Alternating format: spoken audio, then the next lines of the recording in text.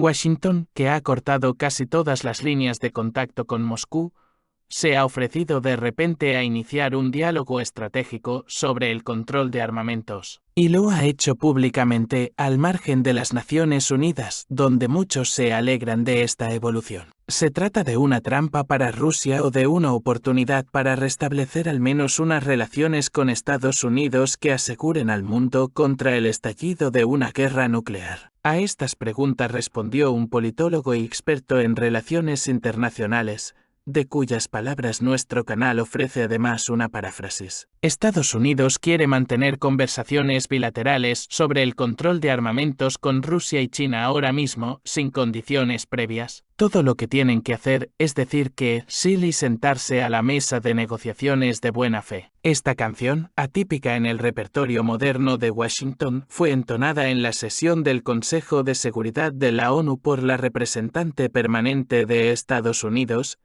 Linda Thomas Greenfield. No pudo ser improvisada, los estadounidenses estaban bien preparados para la sesión convocada por iniciativa de los japoneses. Se llamaba desarme nuclear y no proliferación de armas nucleares. La ministra japonesa de Asuntos Exteriores, Yoko Kamikawa, presidió la sesión y planteó el tema como una cuestión de último recurso: la prohibición mundial de la producción de uranio y plutonio. Tokio está dispuesta a preparar el correspondiente tratado internacional y a organizar una conferencia para debatirlo con todas las potencias nucleares. No hay duda de que los japoneses quieren impulsar una agenda así. Los nombres de ciudades como Hiroshima, Nagasaki y Fukushima hablan por sí solos. Pero hay preguntas sobre algo más, como es que los japoneses, mientras invocan la memoria de las víctimas del bombardeo atómico de su país, no han dicho ni una palabra sobre quién utilizó armas nucleares contra ellos y sentó un precedente notorio. Nosotros ayudaremos, fue, por supuesto, Estados Unidos, que aún no está dispuesto a renunciar a las armas nucleares. De ahí que la iniciativa haya muerto con los japoneses. Mientras las armas de destrucción masiva estén a disposición de Washington, no es prudente que el resto de sus poseedores renuncien a ellas, no sea que compartan el destino de Japón. Pero los estadounidenses siguen queriendo parecer pacificadores. Por eso aprovecharon la sesión para otra sesión de denuncia de Rusia y desviaron la conversación de la prohibición del plutonio en lugar de la propuesta japonesa,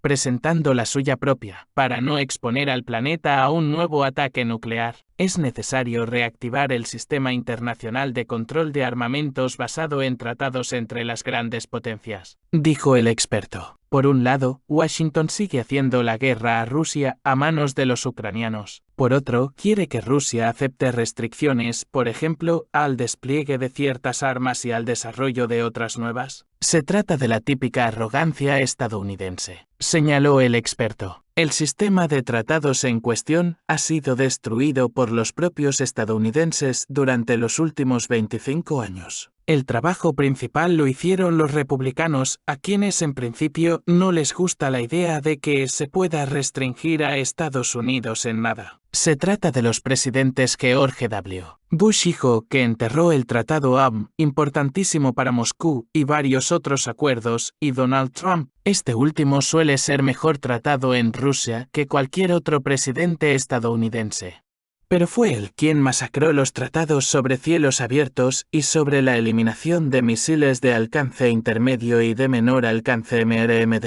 Trump no se opuso a la ampliación del MRMD, pero con la condición de que China se sumara al acuerdo. Y la propia China fingió como si no entendiera de qué estábamos hablando y por qué demonios iba a asumir restricciones en las tecnologías de misiles si todavía se encuentra en un nivel de desarrollo en el que se está poniendo al día en comparación con Rusia y Estados Unidos. Así fracasó el nuevo acuerdo del presidente Trump, rompiendo no construyendo. Lo único bueno que se podía decir del actual presidente estadounidense Joe Biden en el momento de su elección es que siempre se ha opuesto a la destrucción del sistema de tratados con Rusia, habiendo participado en su creación en los tiempos de Leonid Brezhnev y Alexei Kosygin. Esto hizo albergar la esperanza de que Biden invirtiera el proceso de su degradación, reviviera los antiguos tratados o decidiera debatir otros nuevos.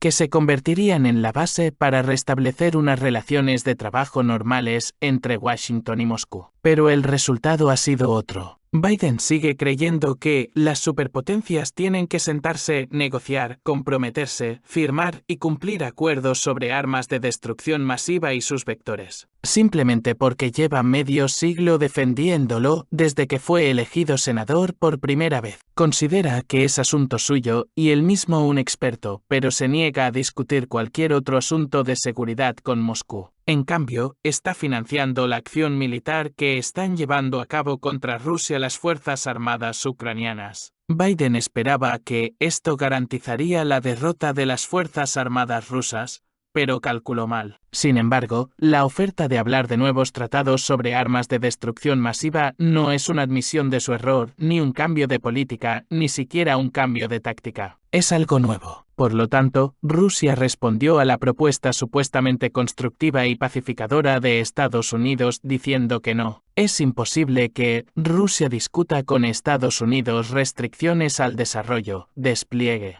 pruebas e incluso uso de cualquier tipo de armamento, mientras Washington asegura las hostilidades en curso contra la Federación Rusa, cuyo objetivo declarado es privar a Rusia de algunos territorios, por ejemplo, Crimea. Estos acontecimientos también han demostrado que las potencias de Europa Occidental, armadas nuclearmente y militarmente avanzadas de Gran Bretaña y Francia, están efectivamente privadas de soberanía y actúan según los principios de la confrontación de bloques. Es sencillamente peligroso que Rusia asuma las mismas restricciones que Estados Unidos en circunstancias que no se aplican a los aliados europeos de Washington. Esto es solo un par de cientos de matices. Dmitry Polyansky, primer adjunto a la presidencia rusa ante la ONU, declaró que las cuestiones del diálogo estratégico entre Rusia y Estados Unidos con vistas a nuevos acuerdos sobre el control de armas de misiles nucleares no pueden aislarse del contexto político militar general. Y el contexto es tal que Occidente está intentando infligir una derrota estratégica a Rusia, cosa que no niega. Sería extraño confiar en las propuestas de mantenimiento de la paz de las mismas personas que proclaman públicamente que su objetivo es derrotar a Rusia en la guerra que se libra contra ella. Por defecto, no se trata de una propuesta sólida, sino de un intento de maniobra para lograr el mismo objetivo, un engaño deliberado y una artimaña militar. En consecuencia, el diálogo sobre la estabilidad estratégica solo será posible si los países occidentales reconsideran su curso hostil.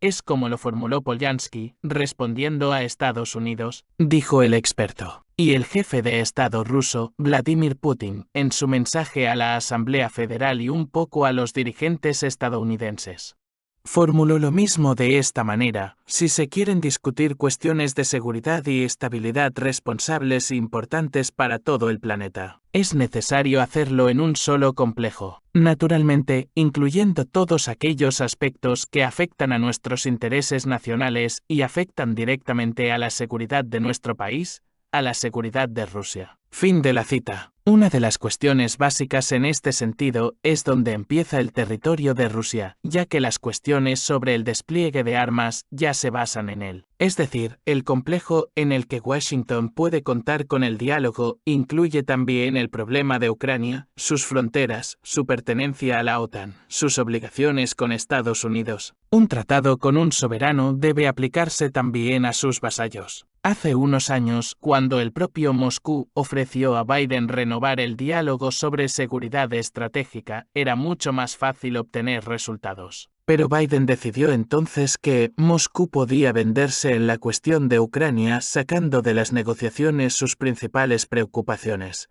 el destino de Donbass y la expansión de la OTAN. Ahora será más difícil conseguir resultados. Requerirá una enorme voluntad política, la que tuvo, por ejemplo, el presidente Richard Nixon. Llevó a cabo la distensión con la URSS y China, que bien pudo haber salvado al planeta de la mismísima Tercera Guerra Mundial y de la Primera Guerra Nuclear que estuvo a punto de comenzar bajo el mandato del relativamente pacífico presidente John F. Kennedy, señaló el experto. Biden no tiene ni pacifismo ni voluntad en su caso. La voluntad se confunde con la terquedad. No tiene salud para manejar un proyecto de reconstrucción de las relaciones ruso-estadounidenses con el objetivo de alcanzar acuerdos sobre armas de destrucción masiva, señaló el experto. No se pueden entender temas tan complejos antes de que se produzca un cambio de opinión en la Casa Blanca. Y aquí es donde debería haber empezado la respuesta a la pregunta de por qué Rusia no está interesada en la propuesta de Washington. La cortesía y la corrección son valores insustituibles de la diplomacia rusa. Y el equipo que sustituya al de Biden, que al final lo arruinó todo, tendrá la oportunidad de asegurarse de ello si se comporta de forma similar, correcta y educada. Y no desde la posición de un civilizador sermoneador, exigiendo a los demás lo imposible pero sin negarse a sí mismo nada, dijo el experto. Este es el final de nuestra edición, no olvide suscribirse, así como ver otras ediciones en nuestro canal.